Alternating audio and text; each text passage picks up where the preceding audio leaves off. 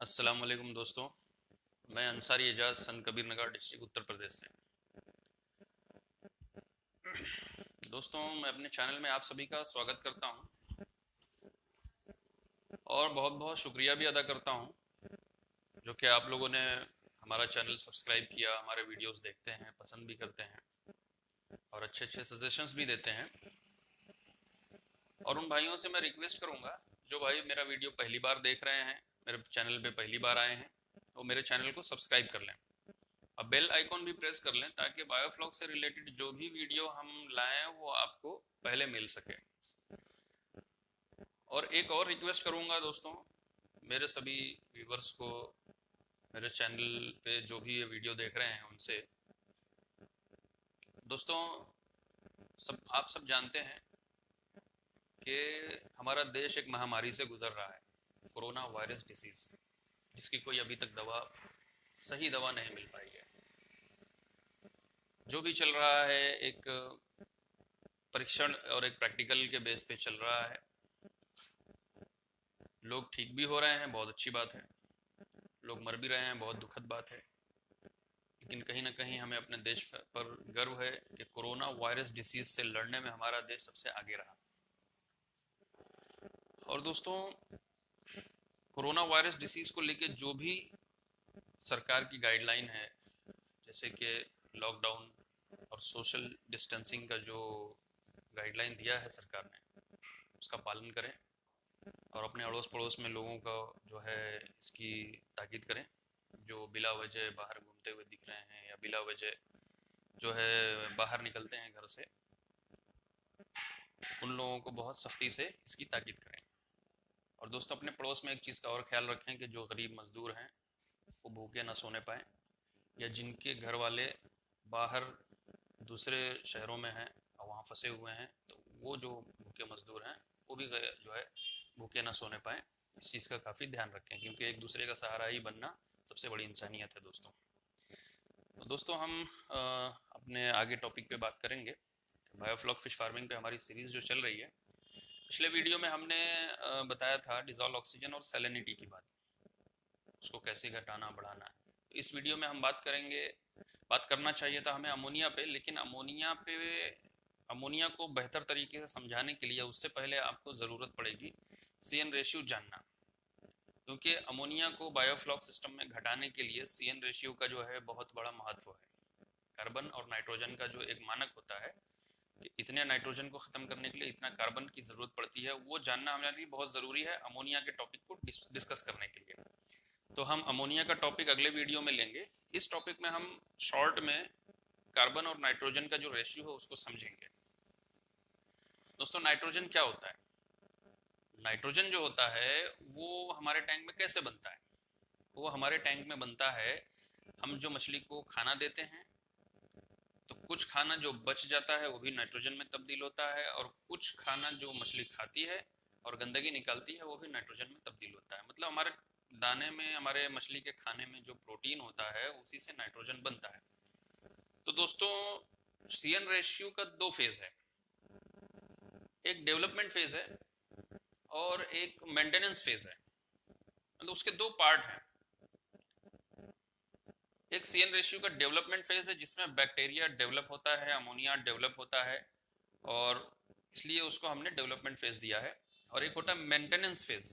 Maintenance phase क्या होता है? बैक्टीरिया जब मैच्योर हो जाता है उसके बाद उसको जो धीरे धीरे उसकी ज़रूरत के हिसाब से खाना लगने लगता है, तो उसको हम मेंटेनेंस फेज कहते हैं।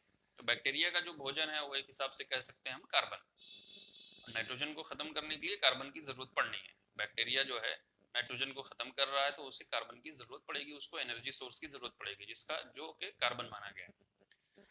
और कार्बन जो प्राप्त होता है हमें कई तरीके से, बहुत सारी चीज़ों में कार्बन की मात्रा होती है, जैसे कि मोलासिस, चीनी, राइस ब्रान, व्हीट फ्लावर जो आटा होता है, मकई के आटे में भी कई चीज़ों में होती है। लेकिन हमें यहाँ पे उस कार्बन सोर्स को लेना है जो आसानी से पानी में घुल सके, अस्यूमुलेट कर सके उसे बैक्टीरिया आसानी से।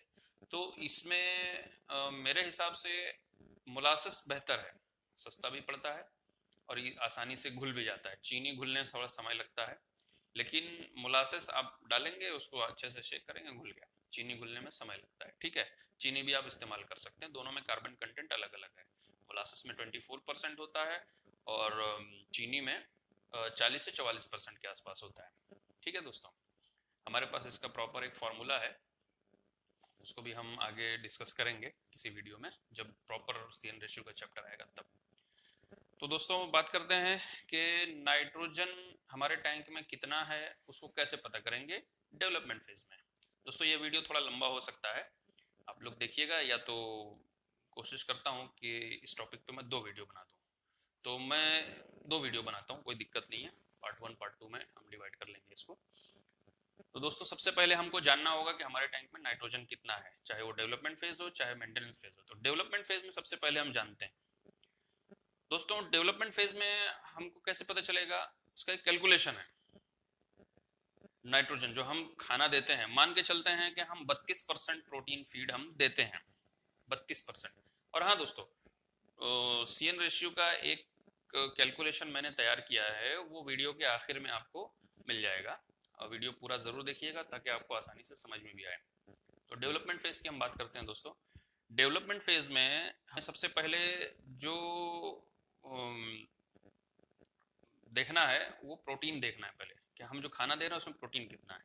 तो मान के चलते हैं हम 32% प्रोटीन है, 32% प्रोटीन वाला फीड हम दे रहे हैं अगर मछली को, तो उसमें नाइट्रोजन वैल्यू हमें कैसे पता करना होगा। तो 32% मतलब 1 किलो दाने में हमको 320 ग्राम प्रोटीन है। अब उस प्रोटीन को हम क्या करेंगे, मल्टीपल करेंगे 15.5%, ठीक है दोस्तों। 15.5% पे जो उसमें 15.5% जो होता है वो नाइट्रोजन होता है, ठीक। तो हम 320 को 15 मतलब तो फीड का प्रोटीन, उसको हम मल्टीपल करेंगे 15.5%, इक्वल उसका जवाब जो आएगा वो हमारे टैंक में नाइट्रोजन है। जैसे कि हमने यहाँ पे कैलकुलेशन बताया, वो वीडियो के आखिर में भी आपको मिल जाएगा। 320 ग्राम हमारे टैंक में कार्बन प्रोटीन हमने दिया है 1 kg फीड में, जिसमें से हमें 15.5 एक कैलकुलेशन है। ये जो साइंटिफिक कैलकुलेशन है, फिक्स फार्मूला है ये, इसमें कोई चेंजेस नहीं है। प्रोटीन वाला जो है उसमें चेंजेस हो सकता है, जैसे कि 32% दे रहे हैं तो 320, 30% देंगे तो 300, 40% देंगे तो 400 वहाँ आ जाएगा, लेकिन 15.5 जो है वो वहीं फिक्स रहेगा, ठीक है। ये साइंटिफिक फार्मूला एक है। तो उसका जवाब हमारे आ रहा है 320 मल्टीपल 15.5% इक्वल 49.6 ग्राम, ठीक है। 1 kg फीड में हमें नाइट्रोजन कितना बन रहा है, 49.6। तो हमें ये पता चल गया कि 49.6 मतलब 50 ग्राम, हम राउंड फिगर अप्रोक्स मानते हैं कि इतना हमारे टैंक में नाइट्रोजन मिला। 1 kg फीड हमने अगर टैंक में डाला है तो हमें इतना नाइट्रोजन मिला 50 ग्राम। अब क्या करना है, इसमें 50 ग्राम नाइट्रोजन बन गया, तो 50 ग्राम नाइट्रोजन को खत्म करने के लिए 12 से 20 गुना ज्यादा आपको कार्बन देना होगा, 12 से 20 गुना ज्यादा। अब 12 से 20 गुना ज्यादा कार्बन देना होगा, तो हमारे फीड में भी कुछ कार्बन की मात्रा होती है, लगभग 50% कार्बन की मात्रा होती है। तो हम उसे घटा देंगे, उस कार्बन रेशियो को हम घटाएंगे। तो हमें कैसे पता चलेगा कि हमारे फीड से कितना CN रेशियो मेंटेन हो रहा है। सबसे पहले हमने क्या जान रहे हैं कि हमारे फीड में कितना नाइट्रोजन है, ये हो गया।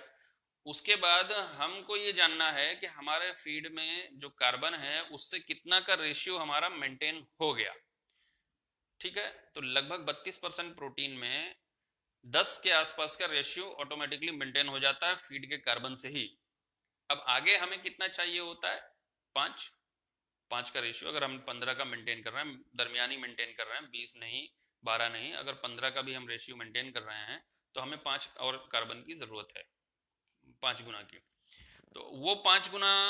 और हाँ, ये कैसे जानेंगे कि हमारे फीड से कितना का रेशियो मेंटेन हो रहा है, तो वो दोस्तों एक चार्ट में डालूंगा, एक चार्ट वो भी डाल दूंगा आखिर में, कि कितने % प्रोटीन में कितना कार्बन मेंटेन होता है और कितने की ज़रूरत, उससे आप माइनस करेंगे तो पता चल जाएगा आपको कितने की ज़रूरत पड़ेगी, ठीक है।